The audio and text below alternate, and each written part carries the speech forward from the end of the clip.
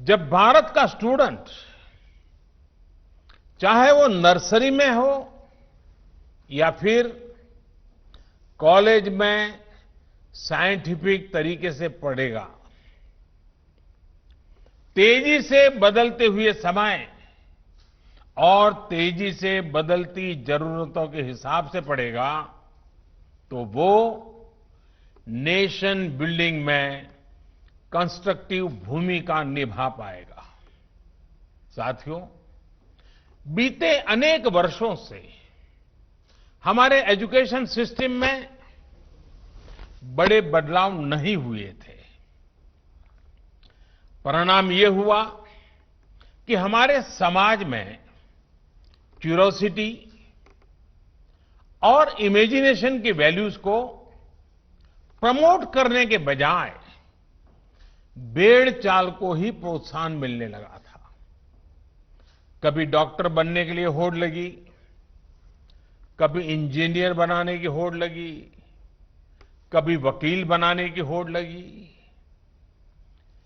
Interest, ability और demand की mapping किए बिना होड़ लगाने की प्रवृत्ति से एजुकेशन को बाहर निकालना जरूरी था।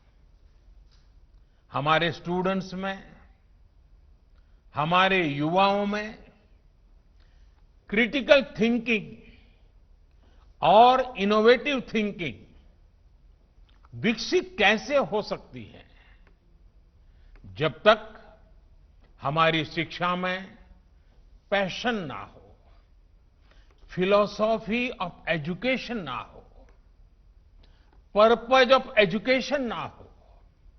साथियों, आज गुरुवर रविंद्रनाथ ठाकुर की पुण्यतिथि भी है।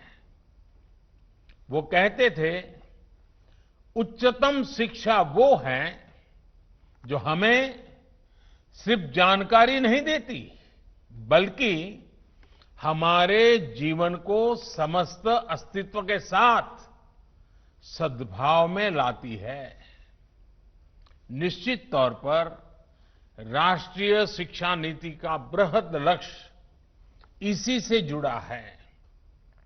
इसके लिए टुकड़ों में सोचने के बजाय एक होलिस्टिक अप्रोच की जरूरत थी, जिसको सामने रखने में राष्ट्रीय शिक्षा नीति सफल रही है।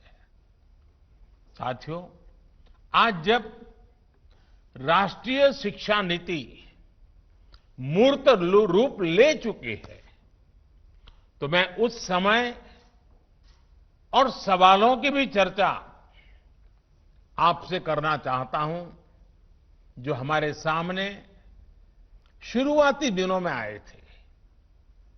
उस समय जो दो सबसे बड़े सवाल थे वो यही थे कि क्या हमारी शिक्षा व्यवस्था हमारे युवाओं को क्रिएटिव, क्यूरियोसिटी और कमिटमेंट ड्रिवन लाइफ के लिए मोटिवेट करती है। आप लोग इस क्षेत्र में इतने वर्षों से हैं, आपने अपना जीवन शिक्षा के लिए खपा दिया है, समर्पित किया है। आप लोग इसका जवाब बेहतर जानते हैं। साथियों, हमारे सामने दूसरा सवाल था कि क्या हमारी शिक्षा व्यवस्था हमारे युवाओं को एम्पावर करती है, देश में एक एम्पावर्ड सोसाइटी के निर्माण में मदद करती है। आप सब इन सवालों से भी परिचित हैं और जवाबों से भी भली-भांति परिचित हैं। साथियों, आज मुझे संतोष है कि भारत की नेशनल एजुकेशन पॉलिसी, राष्ट्रीय शिक्षा नीति को बनाते समय इन सवालों पर गंभीरता से काम किया गया। साथियों, बदलते समय के साथ एक नई विश्व व्यवस्था एक नए रंग रूप और व्यवस्थाओं में बदलाव, एक नई विश्व व्यवस्था खड़ी हो रही है। एक नया ग्लोबल स्टैंडर्ड भी तय हो रहा है।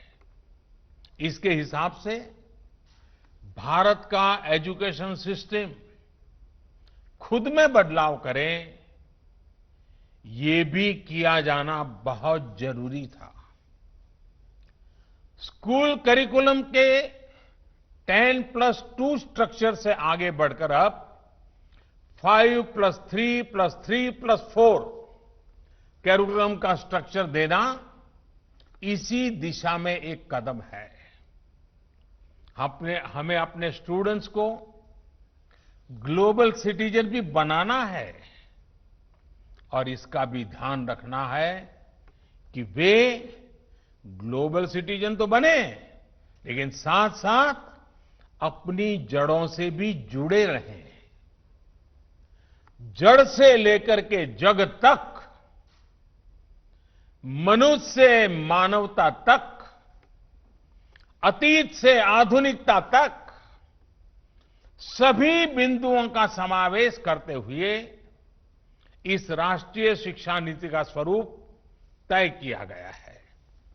साथियों, इस बात में कोई विवाद नहीं है कि बच्चों के घर की बोली और स्कूल में पढ़ाई की भाषा एक ही होने से बच्चों के सीखने की गति बेहतर होती है। ये एक बहुत बड़ी वजह है जिसकी वजह से जहां तक संभव हो 5th क्लास तक बच्चों को उनकी मातृभाषा में ही पढ़ाने पर सहमति दी गई है।